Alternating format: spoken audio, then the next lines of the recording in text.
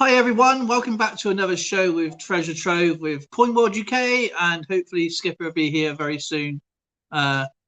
Just hope everyone's having a great day, and it's great to see Christopher Ty as always, and he's Dotter's Adventures. Always awesome to see you, brother. Happy New Year to you and your family. And I see someone special. There he is. Here's the great man himself. Oh. Uh-oh. That's it.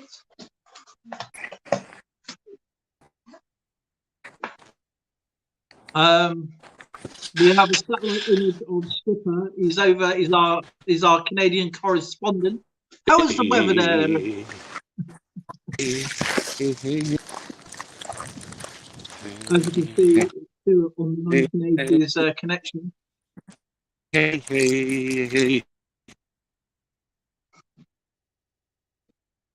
this is DC News, and we've lost Skipper. Now he's back again, and there he is. Is his little boy Tracy? Yeah, just getting in. Just getting in, Dale. It looks cold. Actually, no. Yeah, it's actually a beautiful day out today. It's actually, it'd probably be cold to you, but to us, it's like a heat wave. Oh well.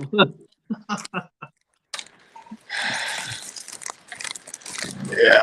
Hello, puppy dog. Hi, So how are you two doing? I'll touch you until we wash our hands. We just got in from West Edmonton Mall. You have a good time? Yeah, actually, I picked up a few things. Cool. I got some of those black toonies. Hi! There's Tuffy Coins, Christopher Ty, and Mr. He's Dotter's Adventures. Yeah, no rolls are available, but I picked up one for one, so I'm gonna send you one and Taffy and Jason. But yeah, Kyle's Taffy. Is it? Yeah, Taffy Coins. Appreciate it, man. Taffy. Hi, oh baby. Just I wait. got some interesting history to tell you in a minute, Skipper. Oh? Yeah, very interesting. I did not know until today. What's that? I spoke to my sister for the first time in ages, and Wait, hold on. for some reason we just chatting about everything about family, and I showed her my Boer War picture, and she said, "Do you know you got my nan's brothers? Both of them died in the Boer War." Oh? Really? Yeah, and they're Gilberts. My mum, it's actually, do you know I told you about my mum's passport, trying to get her to go to America, and it was an absolutely kerfuffle of a nightmare. Yeah. And we didn't know that her surname was Gilbert. We've always known it as Baker. And of course, she's married my dad. It shouldn't make any difference. And the stupid woman at the thing said, "Oh, you need a grandparent's signature then." I goes, "Okay, I'll go down to the grave, dig up their skeleton and put a pen in and give it a good old wobble." Right. Anyway, it was just a nightmare. And my uncle Roy, who was in the Korean War, he said that there was an argument between mum and dad, Nan and Grant. Right. And they split up when my nan kept her as a Gilbert, but we didn't know that. We've always known her as Aunt last name. But it's actually interesting that we've got family that is buried somewhere in Africa. That is two brothers. No way. Yeah. Who fought in the actual Boer War. Not sure if it's the first one or the second one, but it's more likely to be the second one, being a date. Yeah. But yeah, that was actually quite interesting.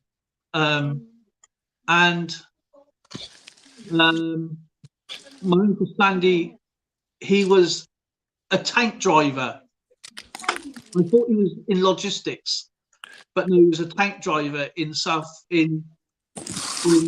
Alamein. He was a zipper head. Yeah, St. Alamein in the Second World War. Tunisia. Yeah.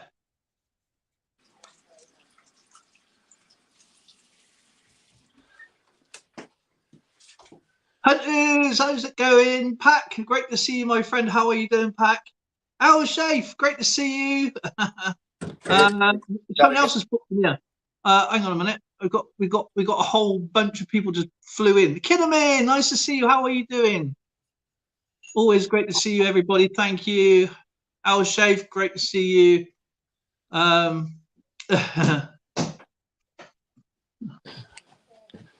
Wow. I love it when I'm so unprepared.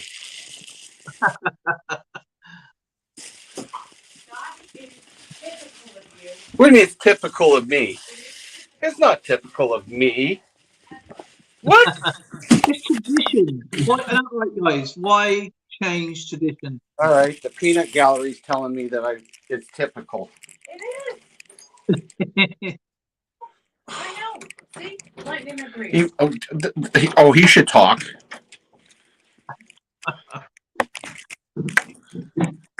Okay. Into the gunnels of the ship. Yeah, we're going down to the brig. No, the brig's the other way. In the brig. The captain's in the brig. There, I feel completed now. Oh my goodness.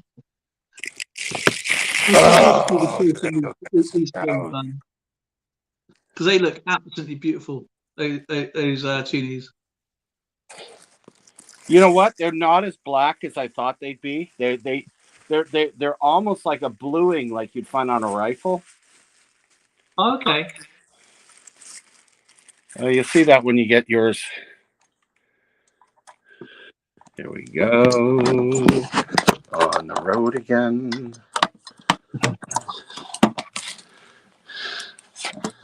There. So I put my jacket on. It's actually really chilly. Because we've got the chimney right there. It's down there, and places like the Titanic. I think the Titanic is more seaworthy than this house. Guess what I picked up today? You've got some banknote sleeves. Yeah, because someone's been sending me all kinds of banknotes. So I got They're really expensive. That's why I bought that photo book, wasn't it? Because W.H. Smith's, I think it was for 10 sleeves, or something like 12 quid or something, or 15 quid or something like that. Yeah, that's about right. Cost me $18 for 10. I mean, that's just 10. That's not sleeves. That's just 10 holders. Just put 10 notes in. Oh, 10 notes in? Yeah. Mine and holds. If you put them back to back, then you can put 20 in. But yeah. Yeah, mine holds 3. Yeah, two lots. It is 5. Oh, 3. Yeah, these are 5s. They're quite big. But yeah, it's not worth it. I don't know how they sell their stuff in there, to be honest. Even the coin flips, I think it's a pack of 20 is like a tenner. I don't know how they sell their coin stuff. I think they just jumped on the bandwagon. Good to see Uncle Al, the kiddie's pal, in the chat. Yeah. It's good to see everybody. I really do appreciate you guys coming in today. It's a nice Thursday. We got Treasure Trove today. Don't forget that. If anybody wants to play, we have any more than 2 people on who wants to jump in on the book, getting early. I'll do wheel spin. Anybody less? I'll look at that.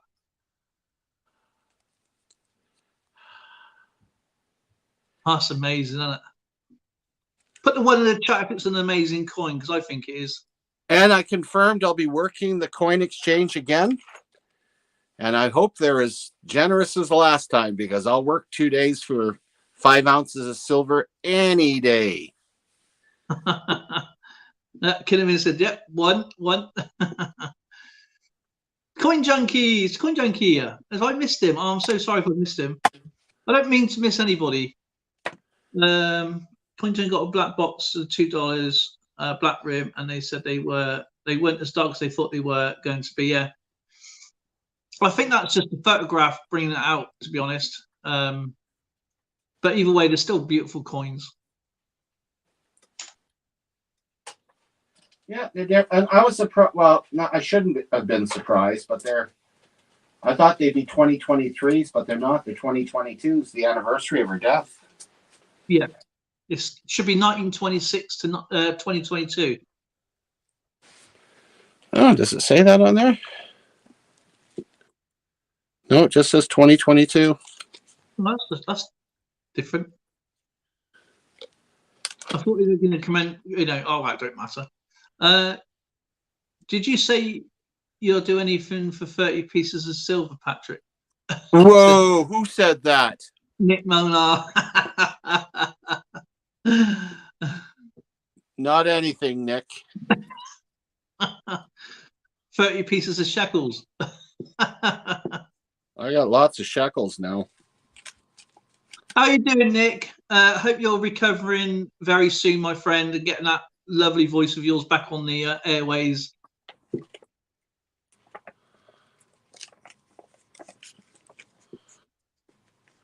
Oh, this is so cool. $20. It says $20. Oh wait, maybe it's not.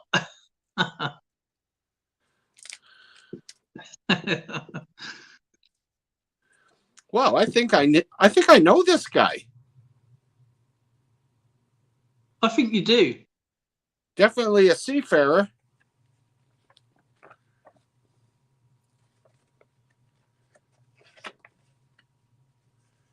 I'll slip you in there. Hey. I love doing this. Oh, that's good. He's had his tube removed from his nose. That's good news. It's on the mend. Hopefully that doesn't happen again, man. I feel for you. Serves them right for being so nosy.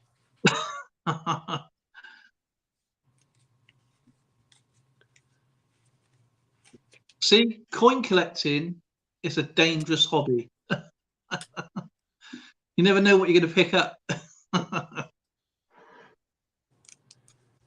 Interesting concept. If you can, whack your links in. I'm not sure if everybody is a moderator. It should be. I think Keith is, and so is Nick. And whack your links into all your channels. I know you've got multiple channels. If you've got multiple channels, whack in your links, get to know each other, say hello to each other. Of course, everybody knows everybody anyway, but it's nice to meet and greet. What did you just say? Whack their links? What are you talking about? Whack your links in. As in, put your links in. It's just there you go. That's better. That was rude. Whack. What's wrong with that? Give it a whack. Smash it in there.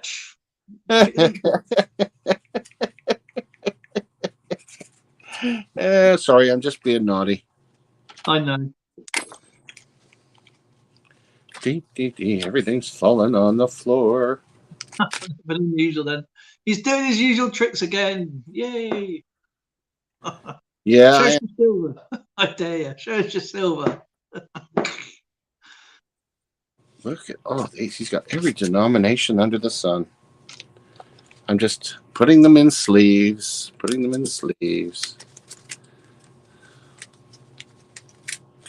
A little added protection.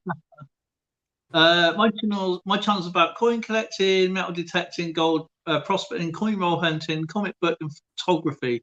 And don't forget to check out Nick's awesome merchandise, guys. It is beautiful. It didn't take Nick long to put up a video on his black toonie. No, it didn't, did it? It was like, done. I got one. It's mine.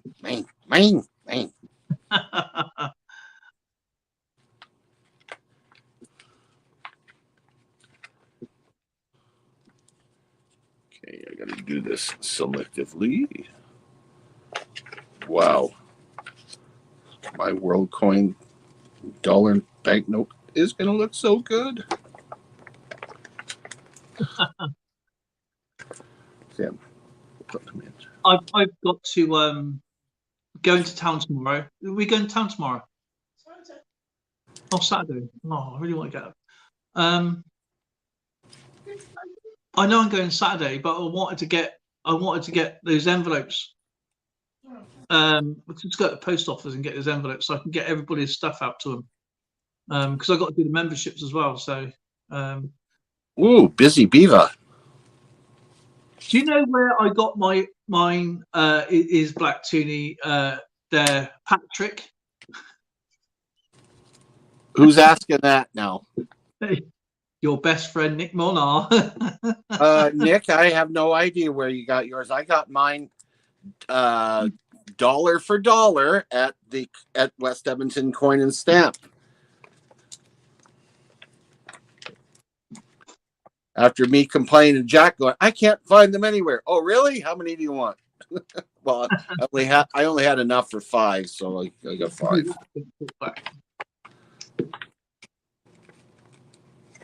I've got a few mail calls to do. I've got memberships to do. I've got posting to do. And I thought, obviously, Zoe. Oh, get this. Zoe was sorting my hospital letters today, right? So she's gone through my history of my hospital letters. And it was quite comical, wasn't it? I was called Bill. What? Yeah, they called me Bill in one of the letters. And then the next letter, they gave me an apology for calling me Bill. I didn't notice that. Was that your hospital bill? But they said I wasn't diagnosed with something. And I knew I was. And I've got the diagnostics letters. And you found it today. So yeah, it's the I'll be ringing the CAB tomorrow, the Citizens Advice Bureau. They're I don't know if you have a similar sort of thing anywhere there. They give you legal advice, and they know all the tricks, crooks, and crannies to everything. It's a charity-run organisation, and they've helped me out so much, and I advise anybody to go to them. And okay, I'm at a loss. We do have organizations that do help you, but our government ones do not volunteer any information whatsoever. They don't want you to know. No, they don't want these people. They go to special. They go now. I was with a lady who worked in the news, an Irish lady called Maura, and she took a real good liking to me. Right, she was a lovely old lady, and she was also a lawyer. And of course, she's retired. She's in her 70s, right? And she's also a politician, and she hates bureaucrats. She hates them.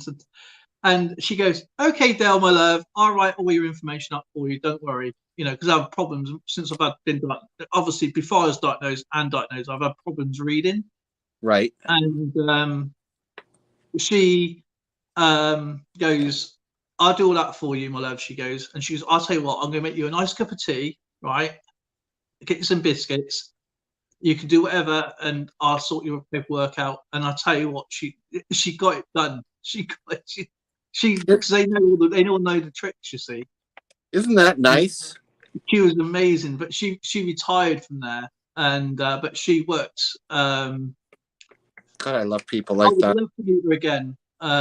But yeah, she don't do it anymore. She's great. Yeah, absolutely adore people like that.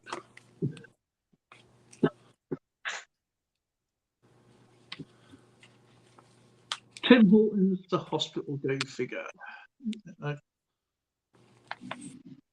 So Okay. Al Shafe goes, so we'll know you known as Bill. Okay, I don't mind that. So William, actually, my granddad is actually Lancelot. Are you serious? Yes, I 100%. When I go down to the grave, I will take a photograph of the grave to show you. Unbelievable.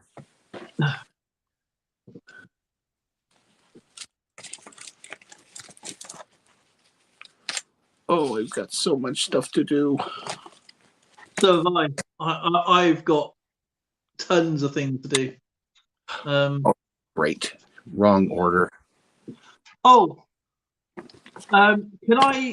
You sent a message out today for people to do a video for your Edmonton coin and stamp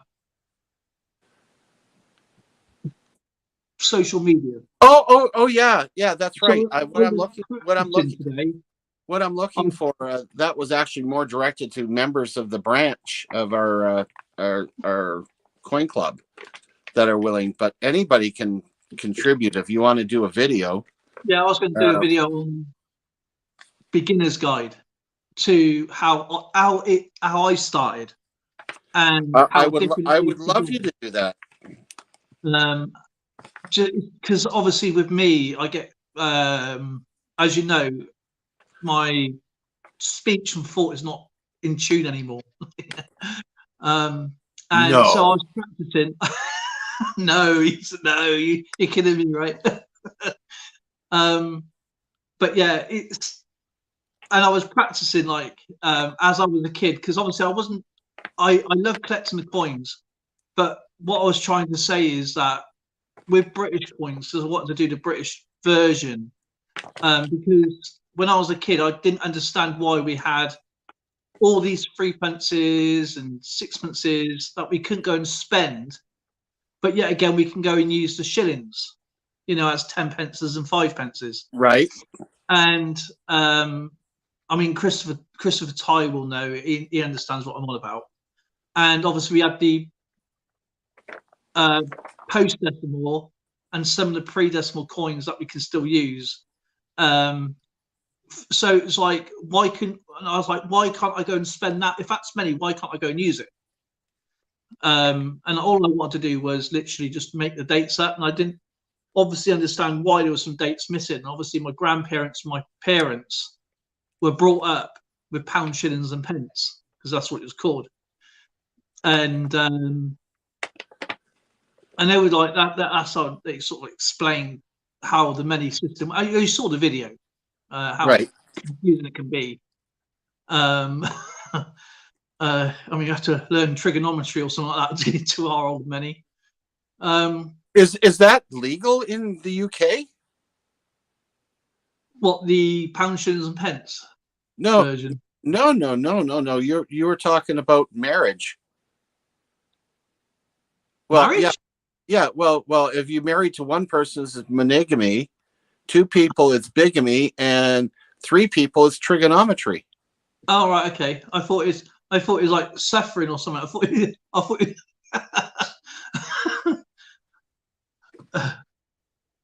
Oh. 5 coins is a $50 roll. Hang out. Yeah, I just wanted to do like like trying to bring the video down so that people can understand that today with the community and the internet, it's a lot easier to research the coins than it was back 40 years ago. Oh, way easier. And obviously being a kid, being a 9-year-old kid, and obviously I was, not long come out of hospital, and I wanted to play with the coins and sort the coins out in whatever order, and that's how I started. And I didn't understand why there was gaps in the dates until I said, well, there is a thing called like coin sets, but they're really expensive. And I thought that was a bit unfair, but I wanted to learn more about the coins. That's what I want. That's what I was trying to prep, but I was trying to cut it down so it wasn't so blotchy, if that makes sense. And I said, best tools you can have today is a caliper.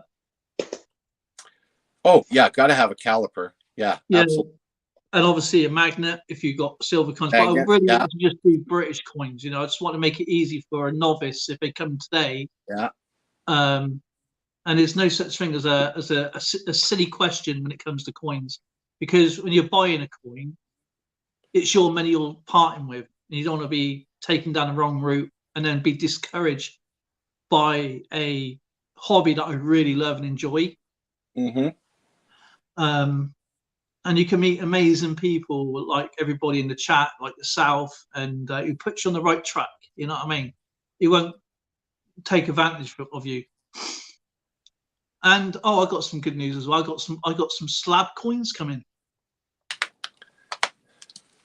Ooh. I bought some slab coins last night. Did you now? I did indeed. They were a bargain. MS-70. US coins? US coins, MS-70. From Mobile Coins.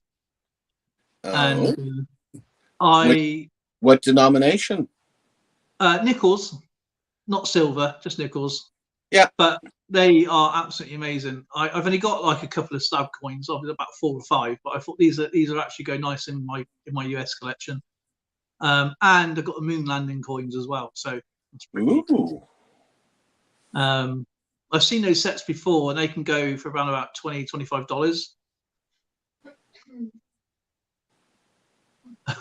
Can I say trigger monitoring? But yeah, and the set I did buy as well, I'd done it as a giveaway as well, so I bought 2 sets. Mm-hmm. It was like cheap. Huh? That's new information. Well, it doesn't matter. It does matter. You said one. Yeah, I'm getting one. Just telling me off. Well, I'm glad to see that you get to put up with the same thing I have to put up with here. You said one, he did. I'm getting one. One. You didn't say 2 at all. I didn't get 2. I gave one away as a gift for a giveaway in the stream. So I'm getting one. And there was silence.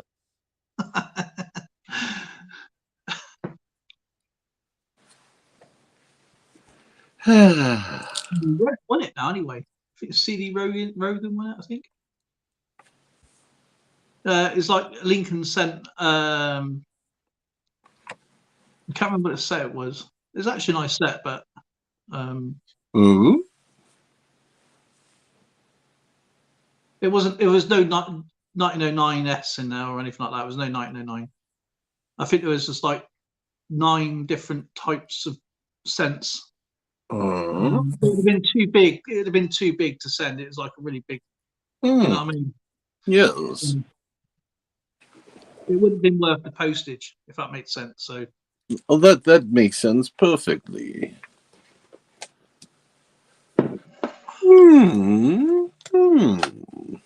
Please give me, please. They'll spilled beans. Yes, Darren, you have inspired every Canadian coin collector to go and get those tires, coin tires. Black, my coin is black, but I checked it out. I think it is a hack. What you want to do is get a car and then stick those tuners to the wheels. On the road again? Yeah. It's going to tune my car up.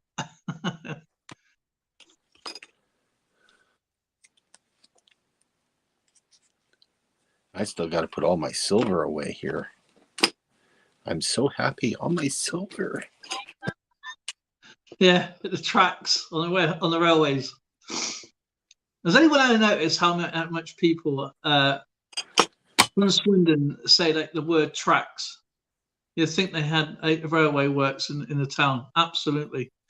Wrong side of the tracks. Get off the tracks. Get on the right track. 9 miles. Right track. I bought one of the $2 Vista Nature books. Who did? And a man of my peed, it's only got 2 damn pages in it. Oh dear. I think Canadian. Oh, you got gypped. There's got to be more. Kinnaman, where are you from? I think that the Canadian Mint do post them worldwide. Even if you can't get them from the Canadian Mint, West Edmonton Coin and Stamp will mail it to you. They mail worldwide. Scott S. Hi everybody. He says hi everyone.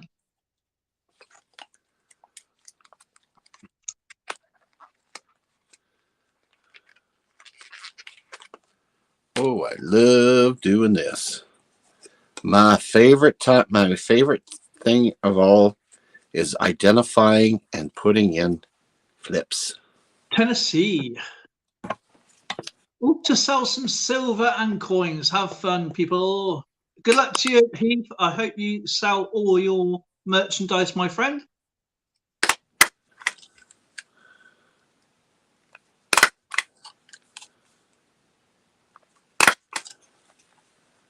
This is so relaxing. I can do it It's all. nice, isn't it? When you got something to. I mean, I've got to go and get some. I've got a few coin flips left, but Yeah, you I got don't the want to use them ones for with no staples, right? Yeah, you cramp yours down, didn't you? I mean, I got a flat nose screwdriver to clamp them down. I'll tell you what is useful. You know, on the end of the stapler is the flat edge for that. But this one didn't cost me anything. One of my viewers sent me this. Okay. John Walton. Hey guys, interested in the silver 3 penny bits? We have 180 from Queen Victoria onward. I have quite a few Queen Victoria coins. I've got, in fact, I've got a Jubilee head right here. Silver's down to 23.32. A good time to buy. Absolutely. I've got quite a few of these. Pack Euro Food and Vlogs, absolutely wonderful channel. Please check out Pack. Does amazing food. And I'm crazy. Nice to see you. How are you? Anna Bobana, B by Bobana. I found another silver coin today, by the way. I got this is my second one I found. It's the same year. It's the same coin, but it's obviously I've got 2 now. So I'm not going to do a video on this one. It's a Finnish 1965 3.5 silver coin.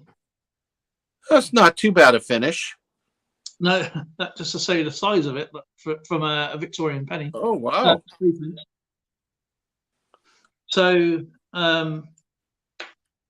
that's a pretty cool find. The video I was going to do, actually, when I was talking about the video, I was trying to practice on because I was trying to bring it down to around about 10 minutes, you know what I mean? Right. Try not to be so blubbery with words. Blubbery? Yeah. As you know, I keep starting and I lose track of thought. Was this coin 1806 penny? That's the one I was just like trying to show, you know, what to look for in a coin. You know, if someone was to give you a coin, you want to know what it was, how to research it, what to look for. You know, but then my next video was going to be about pricing. You know, how individual it can be between 2 of the similar coins. It's down to grade, condition, age, mintage, because you know coins do look the same, and but it's not always the case. Mm-hmm. I mean, I see, as you know, you've seen you know, if you've got the same age coin, the same denomination coin, the same country. Mm-hmm. Yeah. And one coin is a bit more scuffed up than the other one, it can still sell for more on eBay than it would do a decent looking coin. And and that's just part and parcel of buying and selling coins. You know, if you're willing to pay that little bit extra rather than buying 5 or 6 coins to fill gaps, when people's done it where they bought a cheaper coin where they could have saved a little bit longer and bought a coin which is going to be permanently placed in your collection for a decent graded or a decent looking coin.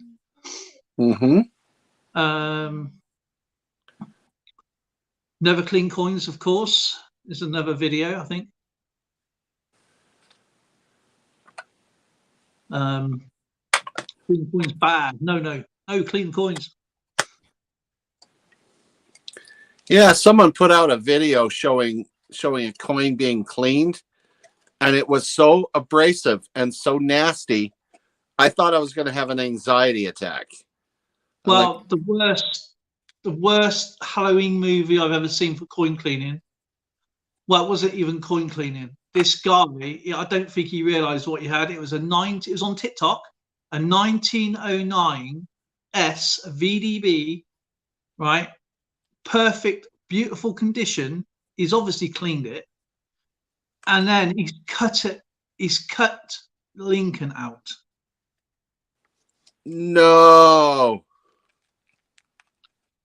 And you ought to see the coin collectors in there. So this is a horror movie. Are you seriously not cut? You can see VDB, Victor David Brenner's initials on the front of the coin, and he's there with a axle going, jeweler's axle, cutting it out. That's horrible. He's kept the ring, and he's got the Lincoln face. Obviously, the back still got, and he's grinded it down the back of it. Cleaned at the back. Oh no! All he's done is soldered like a hoop for the necklace on the top of the coin. Well, the ring of the coin now, and he's probably sold that for around about $10.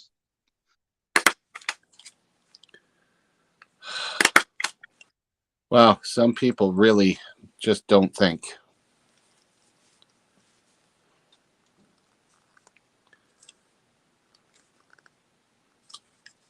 Yeah.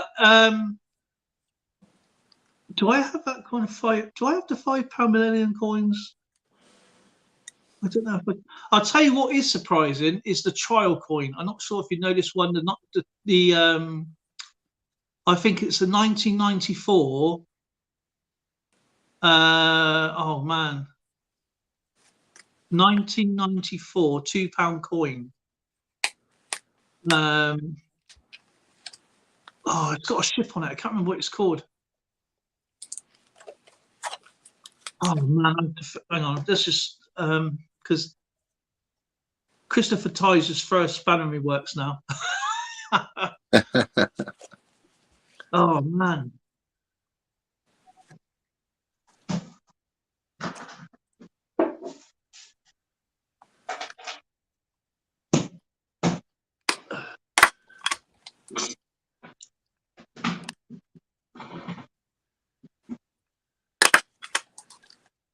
Yeah, 1995 trial £2 coin. They're expensive, by the way. These coins. Mm-hmm. I can't remember what it's called though. The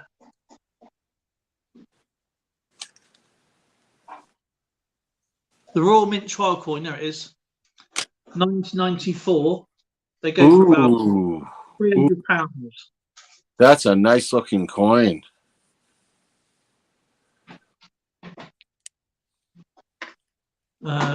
But I'm going to have a look at those other figures. What Christopher Ty is just, yeah. Jake Hudson.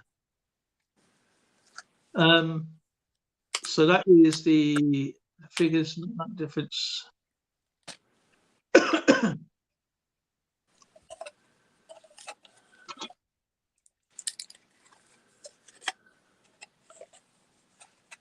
The trial 50p is worth 1,500. Wow. We've got the trial 20p. I don't know if you've ever seen one of them. No, I haven't. No, not the trial 20p, the trial £2 coin. £1 coin. Have you ever seen a trial £1 coin? I don't think I've seen any of the trial coins.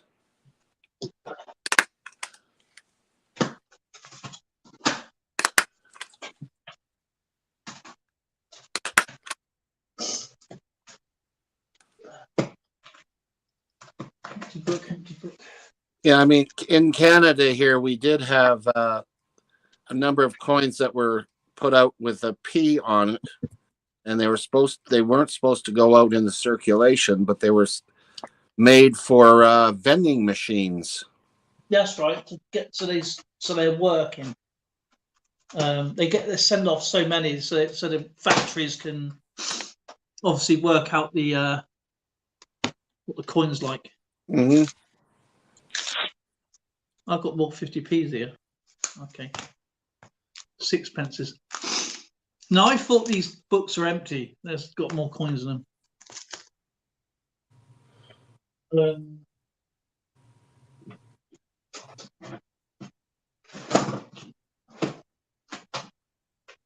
Okay, what have we got here?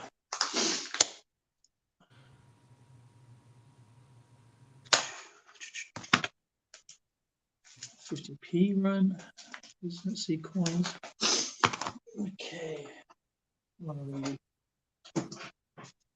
I know you're here somewhere.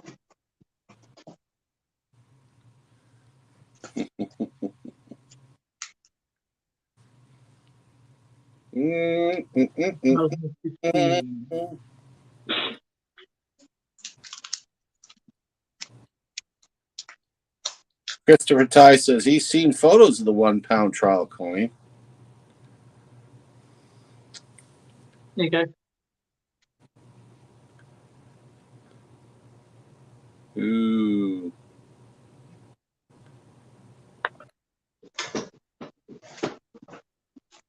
Hey, buddy, I hit a milestone. Yeah, you got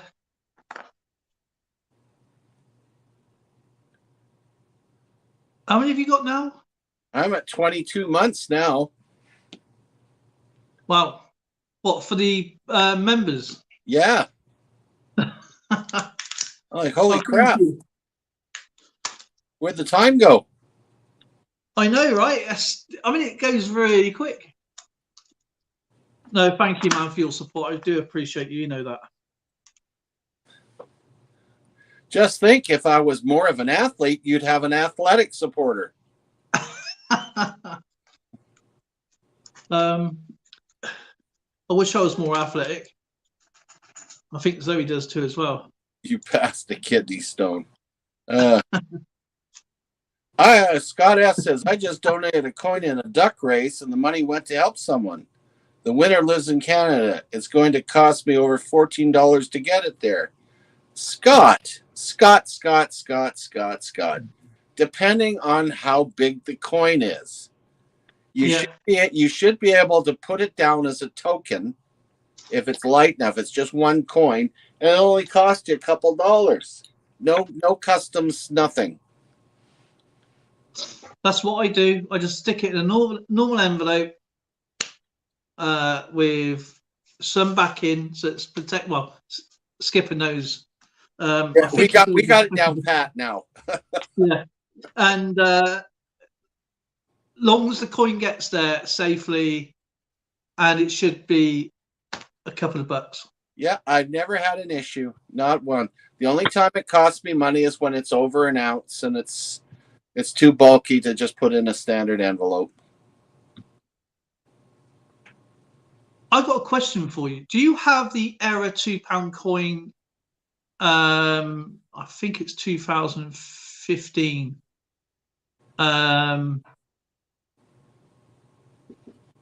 Navy coin. No, I don't have any of those. Right. Okay. Someone else has got to go in your package then. I got a few of them, you see.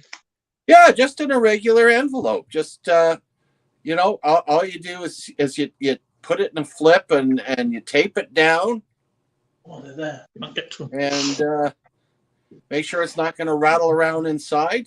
And really, I have never, and even if over announce, I put the stuff down as Dale does, as coins or tokens.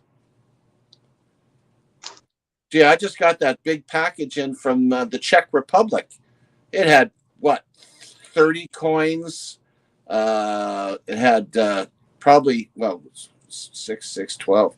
No, 3 and 3, 6, 7 bills. A whole whack of candy, which I appreciate. Coffee, and there's no way coming from the Czech Republic, and of course he put down the currency as being postcards, and the coins as tokens. Yep, I either put them down as tokens or ornaments. Yeah, see, dime bag agrees. Yeah, just a regular envelope.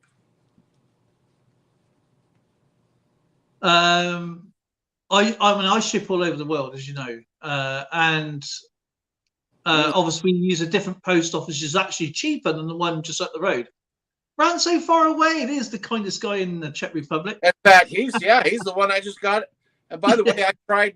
It's all Israeli stuff, and I had some candy. Really interesting. Or metal art, yeah, metal art. He is. I'll tell you what. I've had some great packages from Ran so far away, and I appreciate guys so much. Happy New Year to you, by the way, my friend. But yeah, I mean, last night when I bought those coins, now they're slab coins. Okay, so they're going to go in an envelope, and the whole lot. I'll tell you how much the whole lot cost me. Was, I think it's around about, with packaging, with postage. I always give a little bit extra because obviously you don't really ask for postage, but I like to help out. You know what I mean? And the whole thing cost me $25. Mm-hmm. I think the most expensive one I sent out was to you, and it only took 3 months to get to you. That's because it was blinking heavy. They threw it off the ship. Well, they wanted $150 by air, and it was only $75 by cargo ship. But as we know, cargo ship's going to take a little longer. This went by rowing boat. Yeah.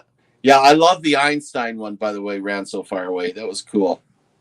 Oh, the Einstein one is my favorite one, to be honest. He showed me, I goes, that's E equals MC squared.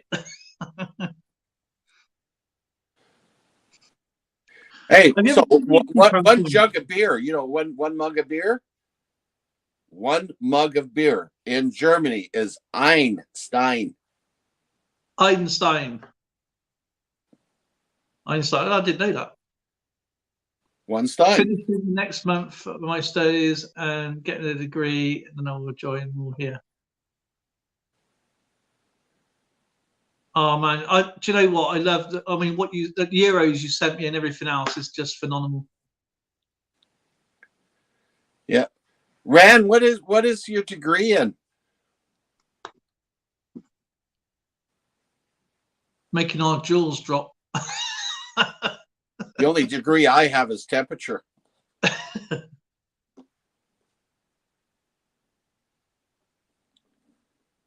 There's taffy coins. I just got to move everything to get to my mouse.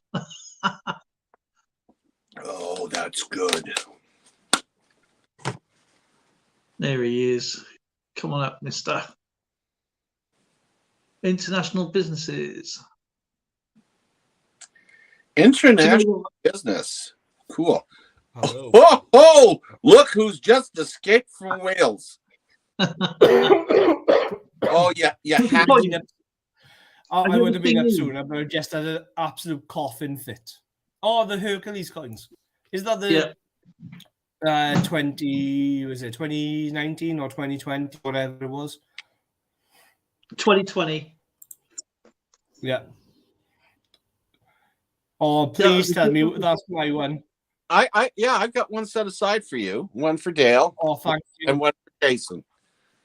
Like I said, if you get a whole roll, I'll send you. Oh well, I don't have $50 to spare, buddy. So you're gonna have to. Plus, you wouldn't give me a whole roll. I can send you $50. I can send you more. I've got it in one of my spare accounts. Oh, that's fine, but I can't get them right yet. He's hoarding the bloody things. Just be happy you're getting the freebie. PC Coin Bar. If you do get any more and you manage to get a roll, let me know. I can send you the money in advance. Okay, if you want a whole roll of them. I got $106 US stashed aside that I can easily convert into Canadian. Aha! I used to do that too. I've started stashing bits and bobs to the side because I want to send money off to like Jason or Stephen because there's loads of stuff that I need at the minute. Oh, that's the Jubilee one. I don't have one of them. I've only got one. I just had these ones the other day. Is that one? Can't see that very well. What's that? It's the Guernsey Christmas coin. Ah. It's the 3 wise men following the star. Or better known as Halley's Comet. I thought that was the one with the Beatles going across yellow thing road.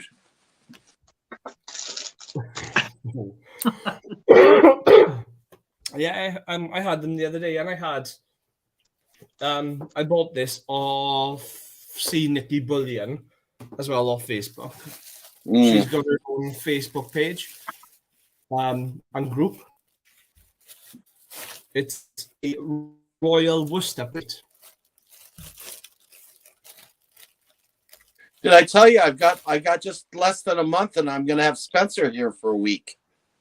Oh, nice. Holy mackerel, Andy! What the heck is that? A plate? Yeah, that's actually really nice.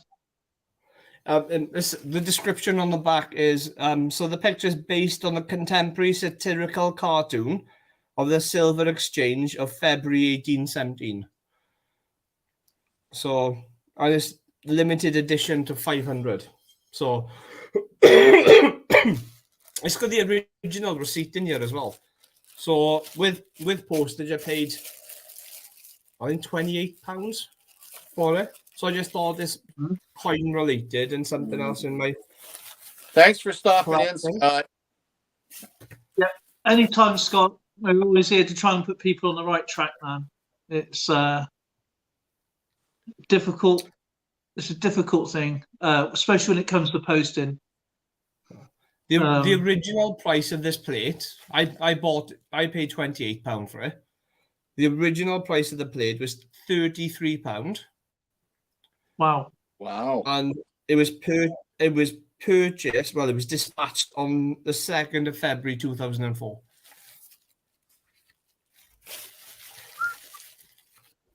So I just thought, was it 8 years old?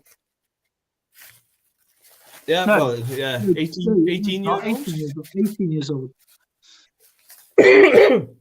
Yeah, and I bought it for less than the release price, and it's Royal Worcester as well. Nice. I just got it. It's from the Royal Mint something or other. I keep forgetting, but. Kid of mine, like the cream of the crop days. We most of us here collect the circulation coins and a few errors. I'm not a big one on errors, even though I do keep my eye out for them. Yeah, if you find an error, then you've hit the jackpot. But trying to find an error.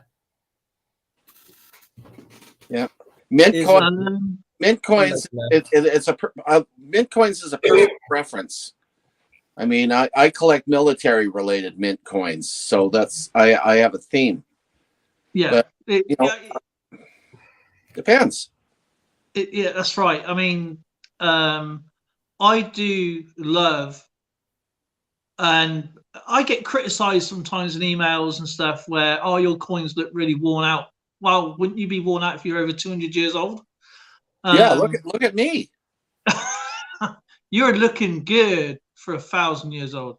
Oh, that was nice of you to say. Actually, it's more like 1,800 years old, but that's okay. No, you're a good-looking young man. You know you are. And but no, seriously though, people say, it's nice to have lovely-looking coins and beautiful coins. I get that. I do understand that. To have a lovely collection, and but I do like coins that's been handled, used, so you can feel them yourself. You're not ruining the coin. And especially with constitutional silver. A silver round is different, obviously, even though it's numismatic. But I think it's down to your own personal preference. That's but it's nice to have mint coins, coin sets and stuff like that. To see what they're like originally. So you've got like an original state to a used state. So what it would have been like when it was first minted. One thing that I've been tempted to do is get like a Morgan dollar that's already worn, and then just keep it in my pocket and see how much more worn down I can get it. Because you know what? There are a lot of collectors that do that. They have coin carry with them at all times, like their lucky coin. And they don't care. They handle it all the time. It's just their lucky piece, and they allow it to wear down as much as they want. Look at the history. With really worn coins, and you grade them as well. If they grade PR, I think it's PR01, and which is like the lowest grade you can get on the grading system. Lower than that means it's just as ungradable.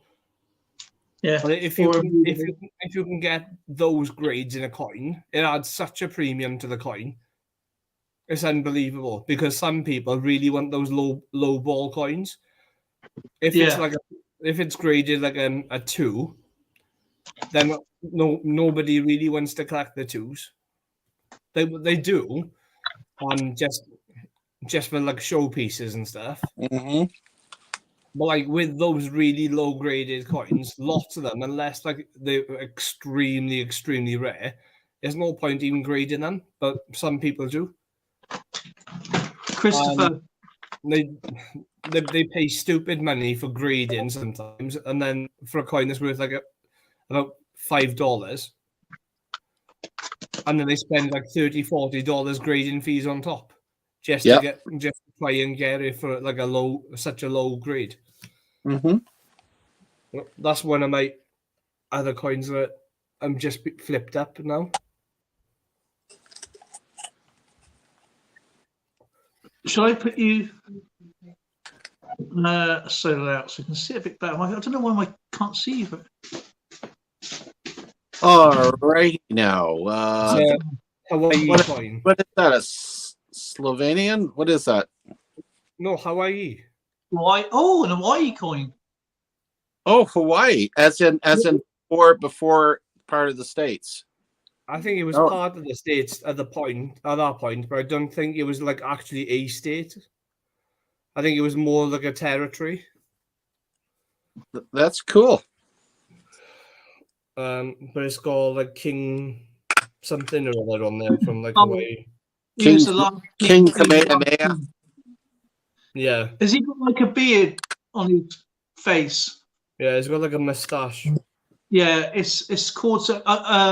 Sheldon was saying about the last king, and in Hawaii at the time, they got 2 seasons. They got the peace season and kind of like the fighting season.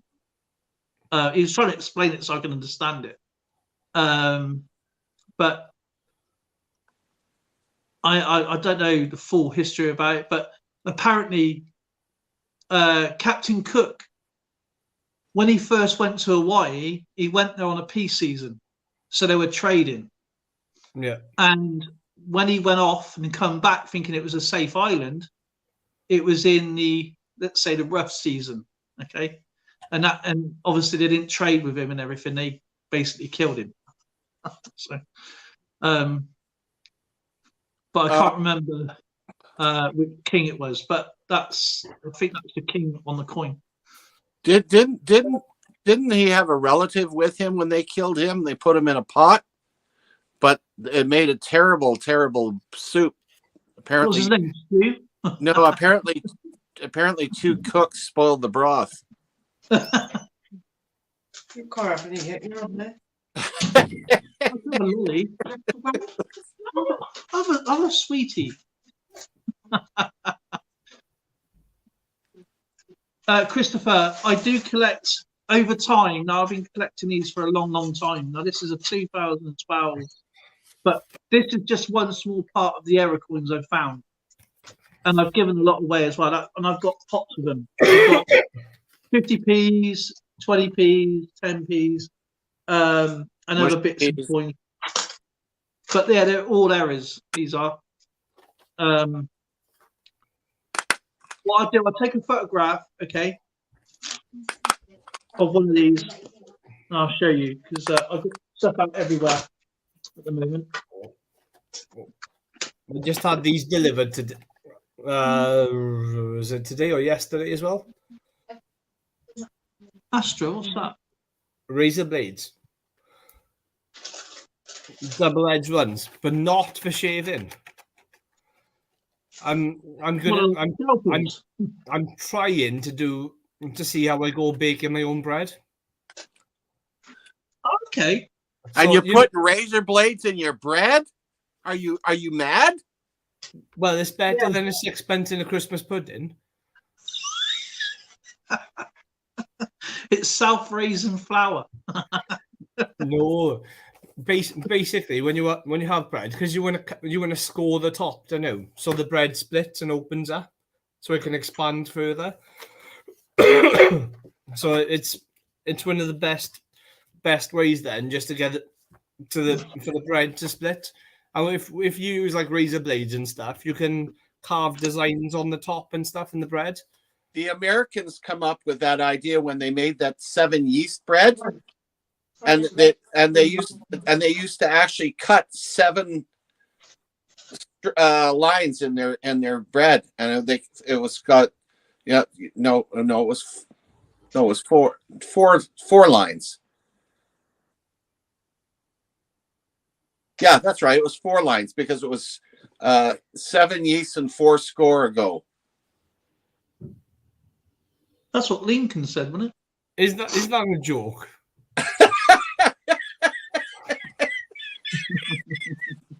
Did you see the look? 7 yeast and 4 score ago, our forefathers made their bread. Terrible photo, man.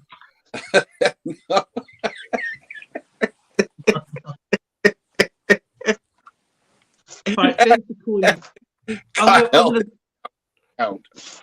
I'm gonna pop this up for Can you wake me up when the jokes get better?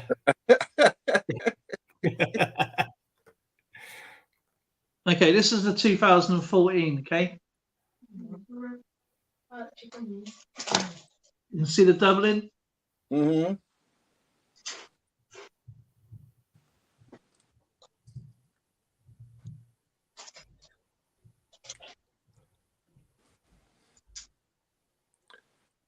You know, a lot of the Irish coins are like that, right? The problem is, if you send them off to be graded, they don't recognise them as an error or as a doubling. In Ireland, yeah, the coins are Dublin. Oh, flipping heck. He's got to put a cork in it sometime. It's like that footballer in the UK, Dion, his name is. After he finished football, he got into property because everything kept doubling. Which is handy because his name is actually Dion Dublin. Do you know what? That Dion Dublin, man, is so overrated. It's rubbish. Oh, I love him, see? He's awesome on Homes Under the Hammer. Yeah, I don't understand why he's on there. He's a footballer. I mean, No, he's a big time property developer as well. yeah, well, he's got the money for it. Yeah. Everybody else. I mean, he reminds me of John Terry. He's one of those players that sit in the team and everybody else glorifies him. When they can't get rid of him because nobody wants him. And they overpay him to sit on the bench and he still gets his like 200 grand a week, or whatever it is nowadays. But that's why he can afford it, because, you know, he was overpaid and overrated, crappy player. Well, and a lot of Dion Dublin, he couldn't even kick a football. I don't know. I think he's got about 8 goals. He's done well for himself, but between his property development and stuff, and he's made a living for it. There's like on Homes Under the Hammer now, they've got Tommy Walsh now, haven't they, as well? I haven't seen that for a while. I know you had 2. The one went on to celebrity, didn't he? Yeah. So it's. I can't remember his name, but he was. But they were proper. I keep forgetting the girl's name. It's the ginger Scottish one. Yeah. You've got what's his name? Martin. The main one. Martin. When he went on to celebrity. Oh, I'm a celeb, yeah. And then Dion Dublin came in. Dion Dublin's doing well on that program, and Tommy Walsh. I wasn't too sure about him. Yeah. He would suit him at the start, but now he's finding his feet. So, like the newer episodes and stuff, where he's more confident now.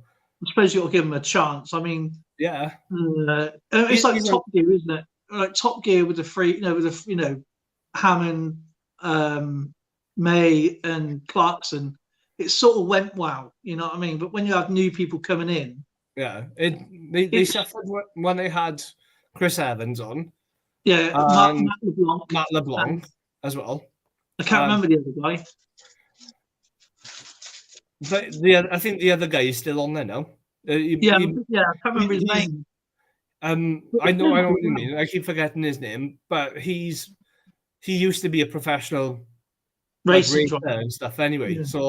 So he knows his cars, and he's really good on there now with Paddy McGuinness and Freddie. Paddy's pretty good on it. I like Paddy. Most people would think, why is Freddie Flintoff on there as well? He's a cricketer. He knows his cars. Oh, he knows his cars. I like him. Yeah, he's actually. But that's what I mean. Sometimes people don't gel in these programs when they're from another thing, but some people do. They've struck gold with our trio now, because like after James May and like you said, they had a cracking trio, and now the BBC have fallen back on their feet with them 3. They've done well to line them 3 up. Yeah. But some people just don't. It's like Bradley Walsh on The Chase. He's perfect for that role. I love him on Blankety Blank. As well. But anything else, it wouldn't work. You know, it just wouldn't work. It's. I mean, some question right is deliberately stitch him up on there though. Fair play. All the time. Like with the Austrian skier Fanny Schmeller. I remember that one, yeah. And he was there going. But it's actually your name. Yeah. Anyway, boys, chin chin. Chin chin. Oh, you got your gin outlet. Well, whiskey and ginger for my cold. You got ginger drink, haven't you? No. I love ginger beer. Oh yeah. Nice little bit of Penderyn and ginger beer. That would go down for sore throat. No, I don't like ginger beer. Ugh. Oh, it's lovely. Ginger beer, the stronger the better. Ginger's a natural antiseptic, isn't it? And it really is good for your stomach. Yeah. Cleans you out, all right. I get really bad indigestion, so I'm trying to find stuff that's gonna help my gut bacteria. So I've got tablet. Well, it's like these like capsules with like live bacteria from Holland and Barrett. So I'm trying them. You need to I've get got some omeprazole. turmeric tea as well, because turmeric tea is well, any turmeric stuff is supposed to be good for your stomach. Yeah. I use a mixture of Dexalent and ginger. There's Lauren's famous hand. Sourdough is supposed to be really good for your stomach as well. What is that? That's Lauren's hand. Round and round the garden like a teddy bear. What's that, Lauren? That was Lauren. She's taking the dog out, and Yeah. he's down there. There he is. He's going out. The mad dog's going out. Oh, Asbo on the lead. Chris Ty says he's got a few 2014, 15, and 16 5Ps with the DEI and GRA missing or very weak. I haven't seen them. I mean, I do. I mean, I don't. When I used to do the coin hunts on all the coins, like the 10Ps, 5Ps, 2Ps, and all them. When I used to do it on camera, I mean, this is on my old channel and this channel. Because it would get so boring looking for errors on every single coin. You know, I can't see people sitting there for an extra 40 minutes just looking at coins, just getting a few and doing them. Yeah, fine. That's why I do them off camera, so I can just sit there at my own pleasure and just go through them. Yeah. I'm not saying people don't. I'm just saying that on my videos, I can't see people watching my videos from, you know, to the end of time, trying to look for a missing letter or something. But that's why I do them off camera. No, it's like, well, there's some people do it, like when they do coin hunts and stuff with like Rob finds treasure and stuff like that, because he's doing hunts on boxes and stuff, and he knows all the key dates and everything, and the errors. He just does it as he goes along, but he charges you for coin roll hunting. It's like $6 a roll or something like that, or like. But That's if you buy. I never understood. I mean, I have paid for rolls before because I didn't really understand what was going on. And I've seen people buy the whole box and get nothing. I was lucky. Like, I've only done them a couple of times, but with a guy called Storm in CA. Oh, I actually love that. Yeah, because Patrick introduced me to him. So yeah, Storm. Yeah. So I did it a couple of times to go into like the Wheel of Agony. So like I didn't find anything in the coin rolls.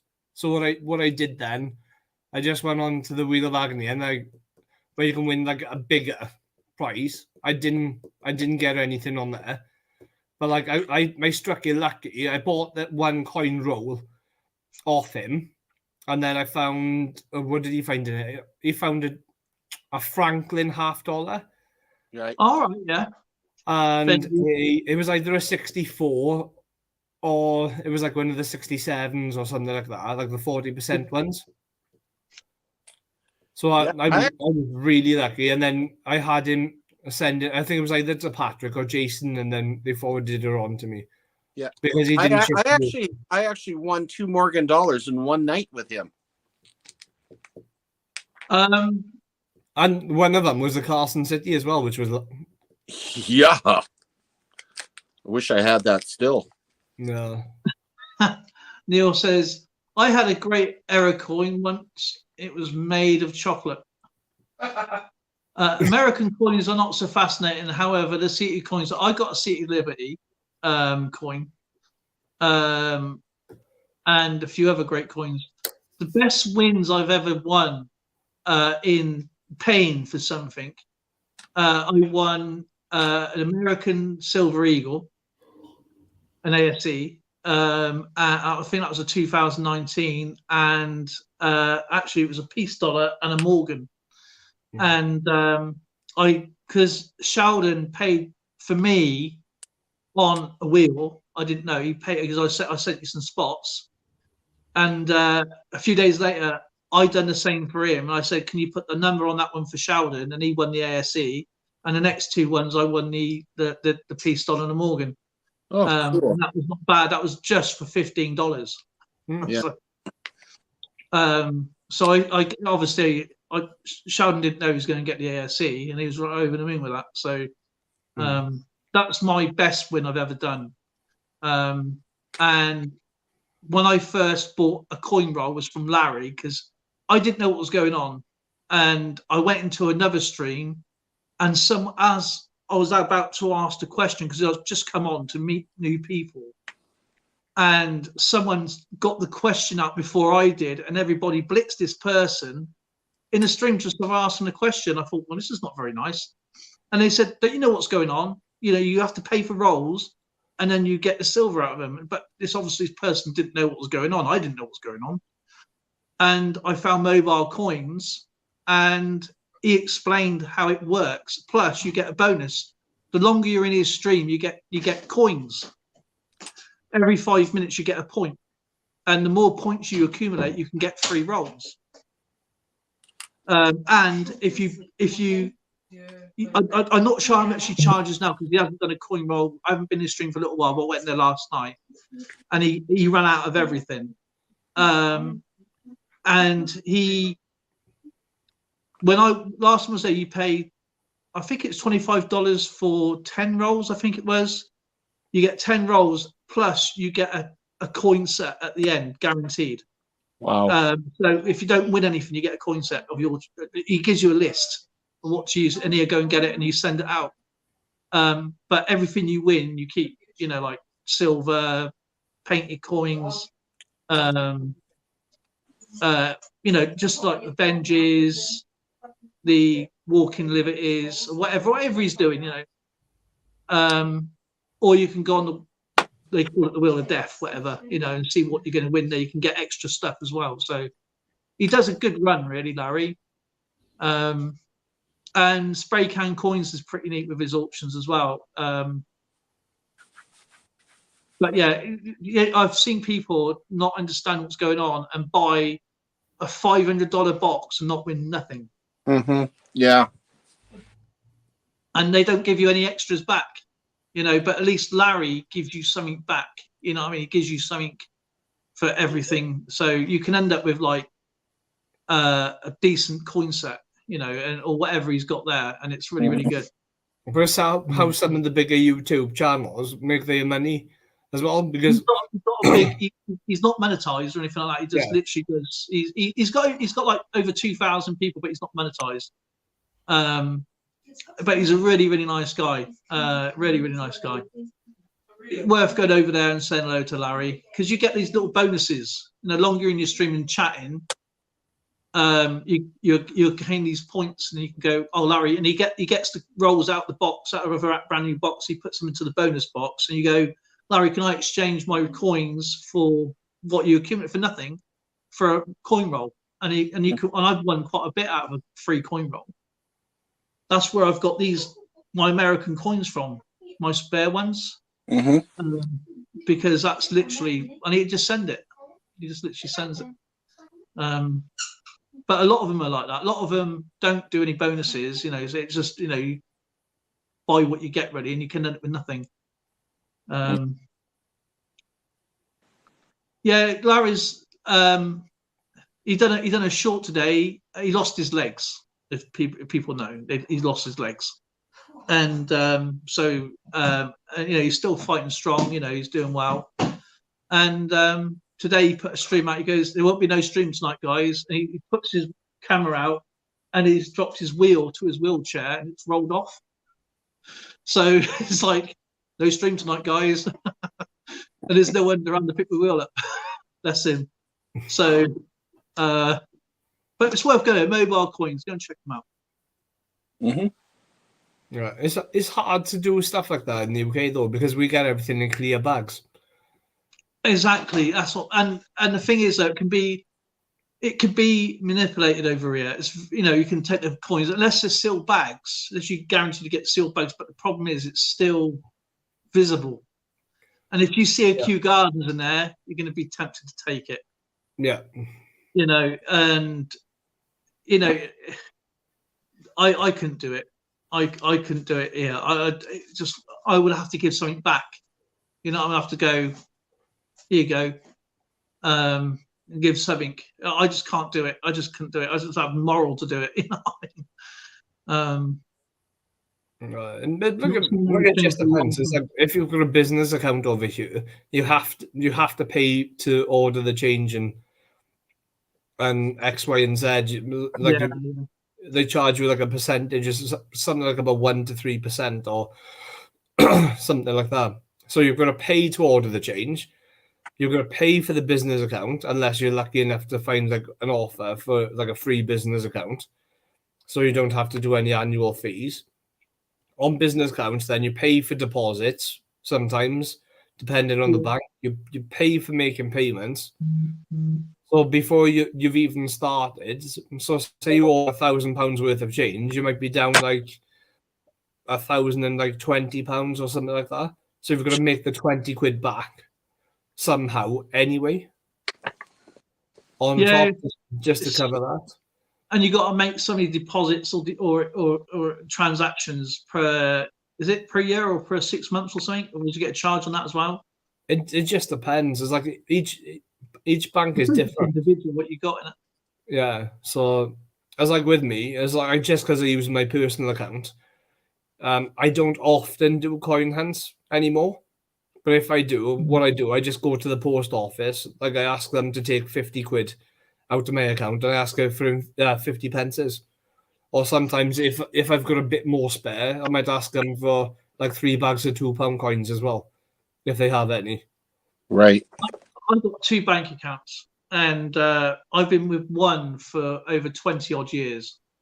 And when Leave I them. know one of my friends. It doesn't pay to stay with your bank. Sorry? It doesn't pay to stay with your bank. I know, but it's kind of complicated because my bank was broken into now twice severely, and when I do a transaction, I got to put a code in all the time. It's a good thing, but if I was to change my bank, it'd be complicated. But anyway, I went to go and get some coins. Now I got a friend there since I've known since I was like 13. And she normally gets the coins from me. She go, yeah. But now everything is more or less automated, or you have to go and speak to somebody, and I don't see her. I went in there to go and get some coins. It was only 100 quid. They made me sit in the waiting room for nearly 40 minutes, and this lady only wanted a balance. And she goes, "You've been waiting there a long time, love." I goes, "Why?" And she goes, "I've been sat here for like nearly an hour just waiting for a bank balance because I can't use my card at the moment." And they've been chatting out there, and I goes, "Oh, can I have £100 in 50p's or £2 or whatever you got?" And they said, "No, you can only have 1 bag." I said, "But I want my coin." I already ordered them. From the head office. So I knew there was going to be problems. They said, "Yeah, we got the code." I showed them the code on my phone. They said, "We don't care what the head office says. We're not giving you them." And that's when I said, "Right, that's it. I'm not doing." That's ridiculous. It's just not worth the hassle. But when I went round to my other bank, a guy was walking out with a suitcase. Well, not a suitcase, like a briefcase kind of thing, satchel, right? And I went up to the girl in there. Goes, "Oh, can I have some £2 coins?" She goes, "Yeah, no problem." And she was like, "Oh, sorry." She goes, "A gentleman just before you has just took the lot, about 400 quid's worth." So I just missed it by 5 minutes. So I wouldn't have gone to my first bank. I got them. But one bank, not a problem. The other bank, really awkward. Yeah, and it just depends. Like because where I live in our town, there used to be 3, 4, 1, 2, 3. Man, Yeah, look it used out to be. yourself, my friend. Have a There great used to be sleep. at one point. If you go back far enough, there used to be 4 banks in my town, and now there's 1. And they slowly died off. We used to have a Lloyd's and a TSB, and then they merged and become Lloyd's TSB. So they shut 1 down and left 1 there. the NatWest Bank closed a few years ago. Now, only about 3 or 4 years ago, which left Yeah, us only with a TSB. I used to be with TSB, but I left them when they had the whole issues with online banking. When the whole system went I don't down. know. I was never with TSB, so I was and then like the whole of online banking went down for like a week, and then they had so many issues. They never resolved the issues. They were still trying to fix the issues 18 months on. So I raised a complaint online with TSB about that because it was stressing me out. Because just trying to manage and do stuff online, I was like, I've done online banking for like donkey's years. yeah. And I just put in a complaint, and in the end, they gave me £300 compensation. And they were doing that with so many people. Doesn't really add up, though, does it? 18 months, and I put in a complaint with them initially, and they give me £150 compensation. I don't know if they were just doing it left, right, and centre. And then about 12 months later on down the line, because of all of the issues, the Financial Conduct Authority said that they had to do more payments out because I'd already complained and I'd already left them by that point. They sent me a £150 check in the post, which was a nice surprise. It wasn't expected. bank error in your favour. Collect £150. Do not pass go. Well, I work for a bank, so I know all of the issues the banks have anyway. It's like when they say that banks like are trying to force people online, they're not trying to force people online. People are not using branches. It's like I've never been forced to go online. I mean, I don't really do payments online. Only obviously, you bank. My app is like a bank book, if that makes sense. The old version of a bank book. But when I do transactions, say if I was to pay you and I, through PayPal, whatever, what will happen is I will send it and it said you need to be approved from your bank. So I have to go into the bank to prove it, get a code. I put my code in, and then I've got to go into PayPal, approve that payment to make sure it's right. Then I get a statement. I get a text going, "Is this from you? Yes or no?" Yeah, because that's just two-factor authentication, which is common. No, this is not. This is actually because my bank was broken into twice severely, and I was literally almost minus 6,000. Right. So, when you say broken in, do you mean fraud on your own personal account? So this is set up by the fraud protection team at NatWest. So when I send a transaction to Zoe, even though it's just a simple transaction, I have to make sure that I have to approve. I get a code every single time, a 6-digit code, and it's got a match on both things. So it would go, and I have to say, "Is this from you? Yes or no?" Yes. So it's been set up like that now since 2007. And what happened was my friend couldn't get a TV on credit because I lived with my mate at the time, and we just moved into this place, and he wanted to get this plasma TV. I didn't really want it, but I got it in my name. But it was quite suspicious because the guy didn't sign the paperwork, and he goes, "Don't worry about signing it. I'll sign it later." And I thought that's a bit odd because somehow the computers went down. When the computers go down, you automatically get credit. Right. Okay. This is at Curry's, by the way, and I thought this is a bit odd. I'm not signing anything, you know what I mean? And why is he giving this if I've not signed a thing? But my bank details are there, obviously for the direct debit. And the next day, I thought I was driving to work, and I thought I've just been paid. Should I go and get some fuel now, or should I wait until I get home? I'd go down the motorway, go to the services and get some fuel. And I thought, no, I better go to NatWest and go get some money out. Went like that. My card, it went, no funds available. I only wanted 20 quid out. I'd just been paid. I thought it was a bit odd. And I thought, I checked the balance. It was minus 6,000 something. And I went into the branch and I goes, I've just been paid. They was checking it and said, oh, that's odd. You see you've got money in there and it's gone. And after the investigation, this guy called Rob sold my information to an Indian scammers. And I went down there to the store after I found this out, and they sacked him because he'd done it to a lot of people. But did you get money? Yeah, they refunded everything. They refunded everything. God. I couldn't. And the good thing about the bank, I had a few direct debits going out, and they paid them all, and they paid the next month's as well, which was they paid the whole compensation. They didn't charge anything. They normally get charges for late payments, and they swiped it a lot.